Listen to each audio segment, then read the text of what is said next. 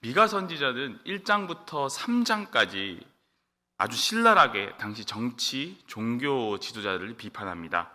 그리고 정의가 사라지고 공의가 무너져버린 현실을 하층민의 입장에서 고발하고 있죠. 이 미가 선지자의 심정은 정말 애가 타는 심정으로 가슴을 치며 눈물을 흘리며 그런 심정으로 고발하고 또 심판을 선포했음을 우리는 보았습니다.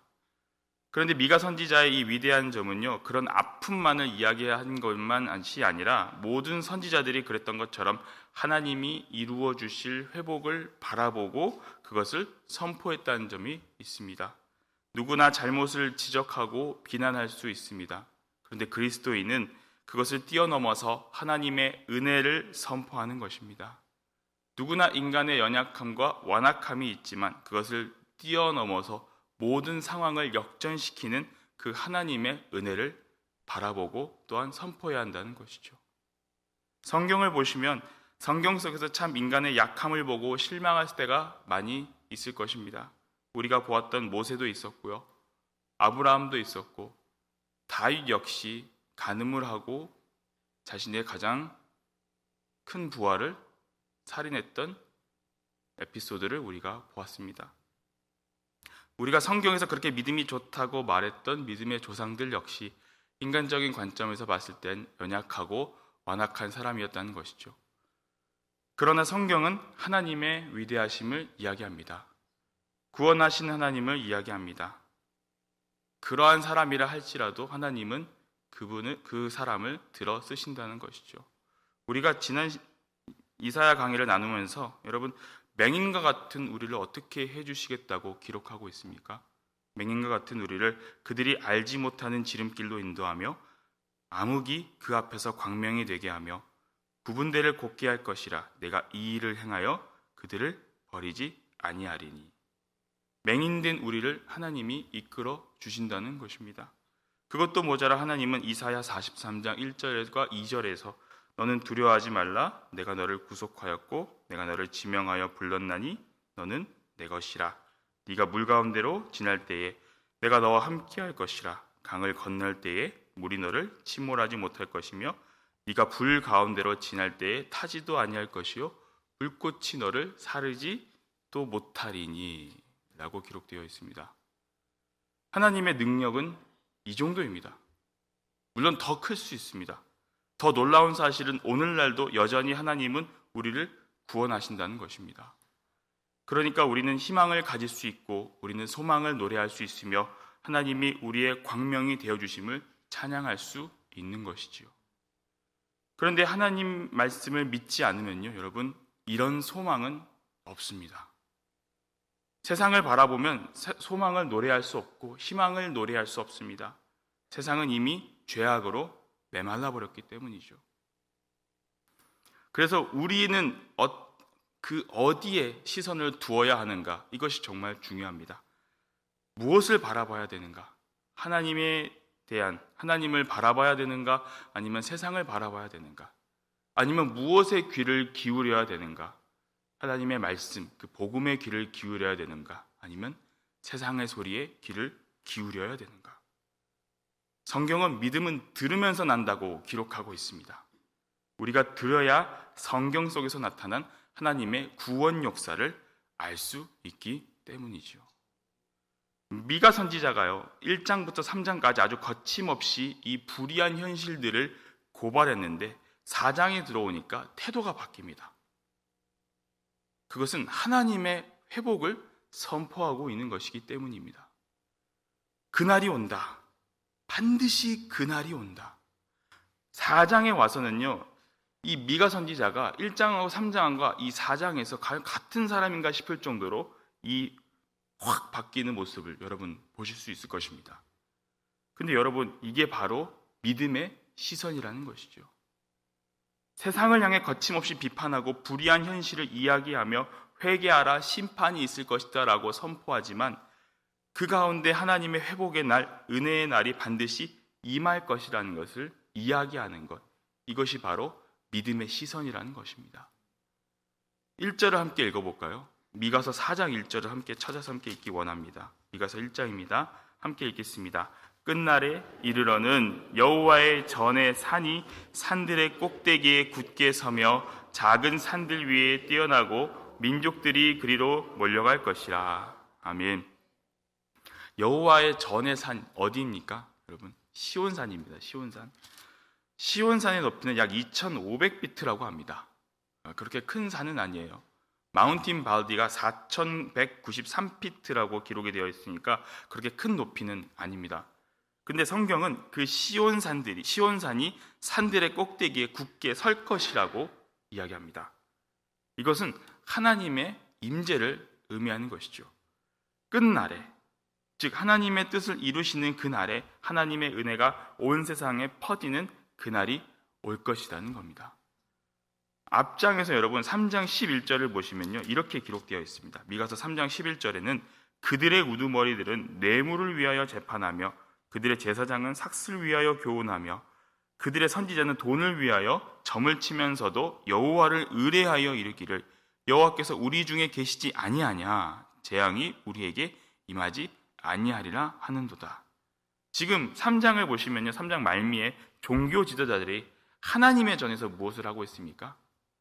돈을 받고 점을 친다라고 지금 기록하고 있습니다. 뇌물을 받고 판결을 굽히는 거예요, 여러분. 그러니 시온산의 성전이 어떻게 됩니까? 12절을 보시면 성전이 무너질 수밖에 없다라는 것을 지금 보여주고 기록하고 있습니다. 그런데 그 시온산이 4장에 와서 4장 1절을 보시면 완전히 바뀝니다.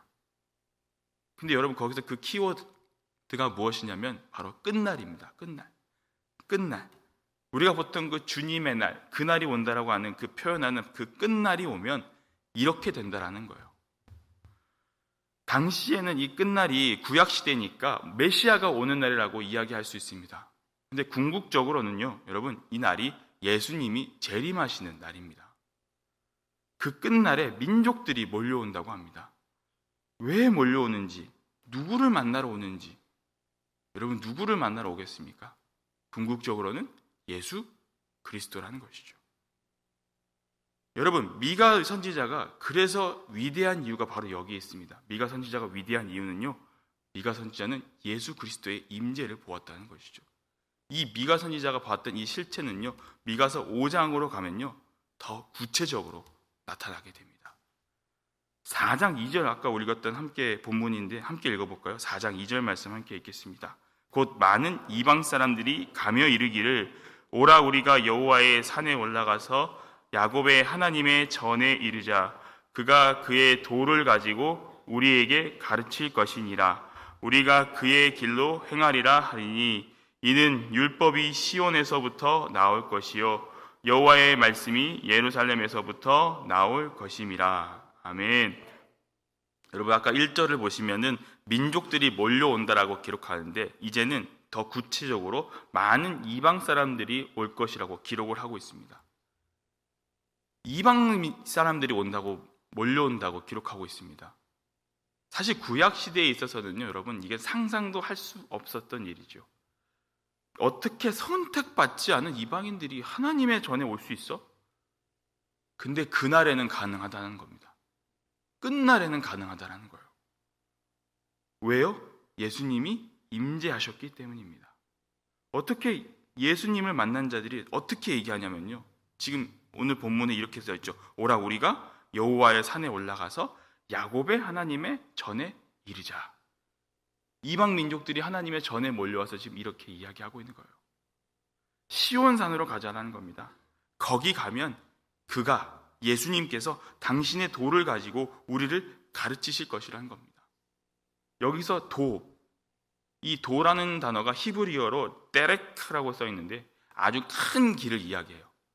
넓은 길을 이야기합니다. 보통 어떤 때 쓰이냐면요, 한 나라의 운명이나 중대사를 가리킬 때, 혹은 하나님의 큰 계획을 가리킬 때 이 단어를 쓴다고 합니다.